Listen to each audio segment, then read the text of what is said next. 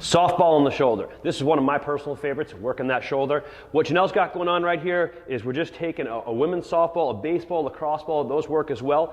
The softball gives a little bit more surface area, especially when you're new and you're not really sure how to do it or where to put it. The softball works really well.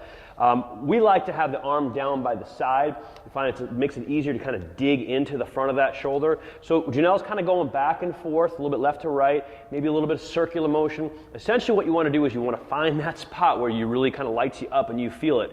Now what you can also do when you're doing the shoulder is go up into the pec, up into the high part up in here, across the clavicle. So she's just going to dig in and move around, and she's going to find those sensitive spots.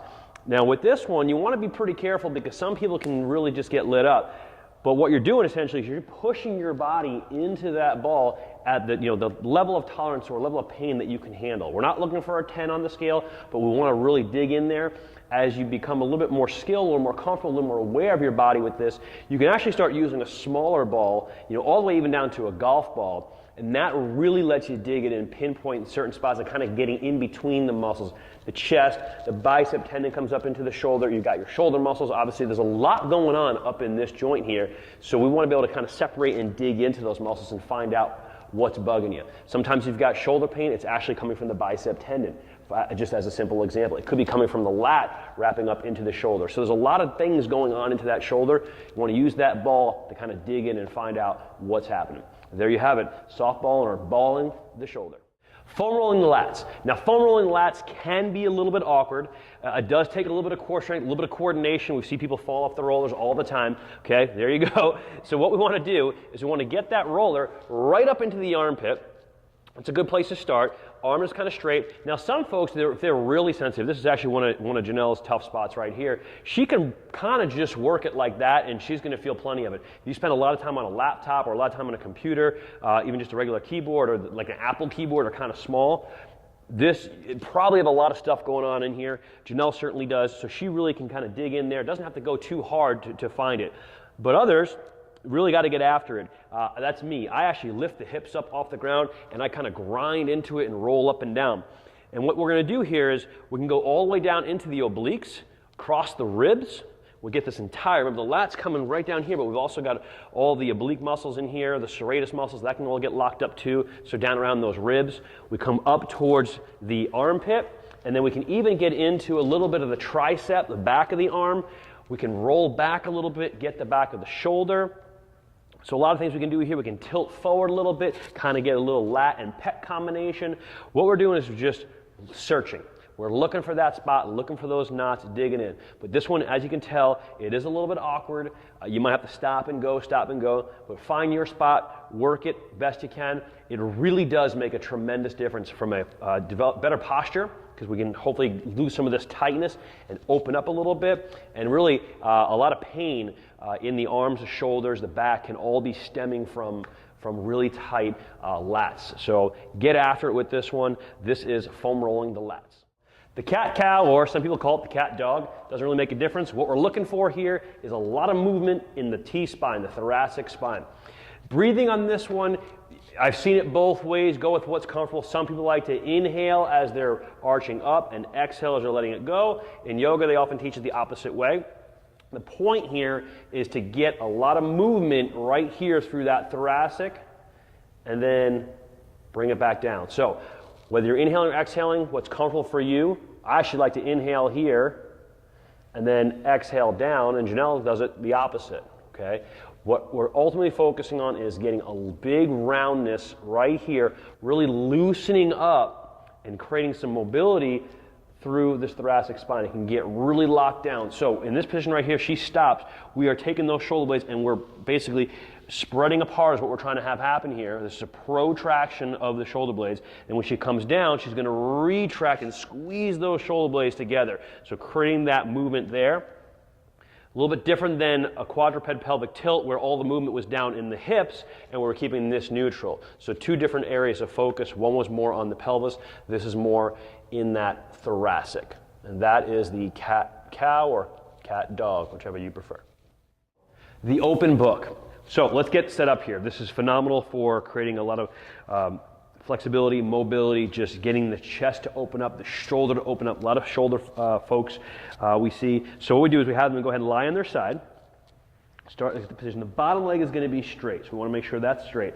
Now we're going to take the top leg. We want to get the knee to belly button height. That's really important because what that does, if I can pull that up to belly button height or higher, it's going to take the lumbar spine out of it. We don't want any movement down here in the lumbar spine because that's just going to be a compensation. We want all the movement up in here in the thoracic, through the ribs, and working the shoulder. So what we're going to have Janelle do is while she's in this position here, she'll take a nice big inhale. We tend to like use a 3-6 count.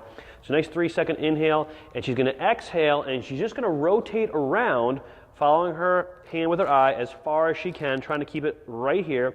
And the goal here, obviously, is to get the shoulder and the arm flat on the ground, keeping this knee down. So we're really getting open here. A couple ways you can do this. You can hold this position for time and just work your breathing right here, or you can close the book on a 3-second inhale and then come back and open it on a 6-second exhale and just work repetitions here. Both work. We want to try and keep that hand up in line. We're going to get a really good stretch through the shoulder, through the chest.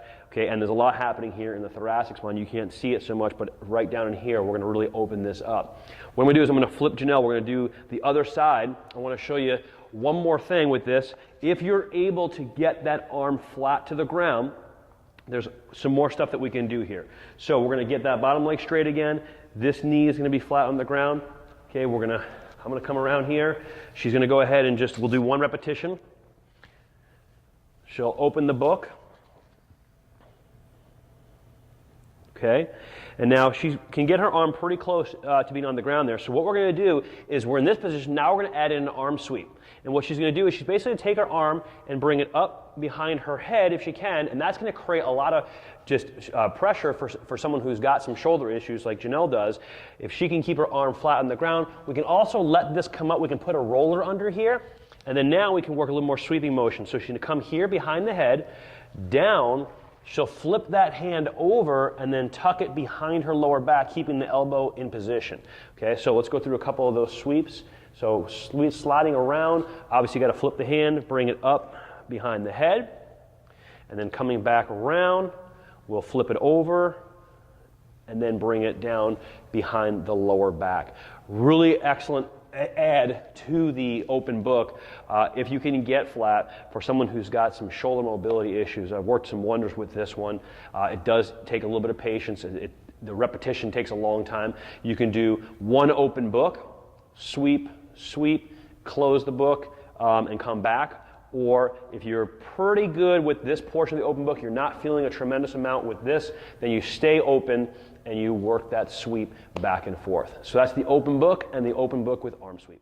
Stick-ups. Now we can do stick-ups lying on the floor. That's really a good place to start. You'll get a better visual here seated. Seated is going to be more advanced. It's going to be more challenging. Obviously we've got gravity working against us, and we've got to be in a more upright posture, which that alone can be very challenging.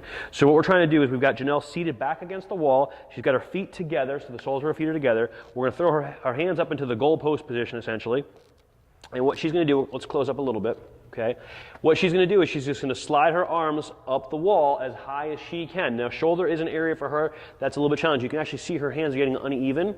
Okay. Our goal is to get these hands to go all the way up to the point where her biceps are touching her ear. Now, she's not going to get there for this demonstration, but what she's going to do is she's going to work up and down. We only want to take her as high as she can comfortably go, maintaining full contact with the elbow and the hand. We want to avoid, we'll see the wrists kind of popping out. We'll see this as a compensation. We'll see the elbows come up, people trying to get higher than their body's meant to go. So you want to keep it smooth. She's got a good posture here. Shoulder her back against the wall, her back's against the wall. Again, if this is challenging for you, like for Janelle, I actually would not have her doing this in the seated position. I'd put her in the lying position. It would be a little bit easier for her, and this would be a progression to move up. So this is the seated stick up. And then lying stick up, same thing, just on the floor, legs outstretched, and just work that same movement pattern.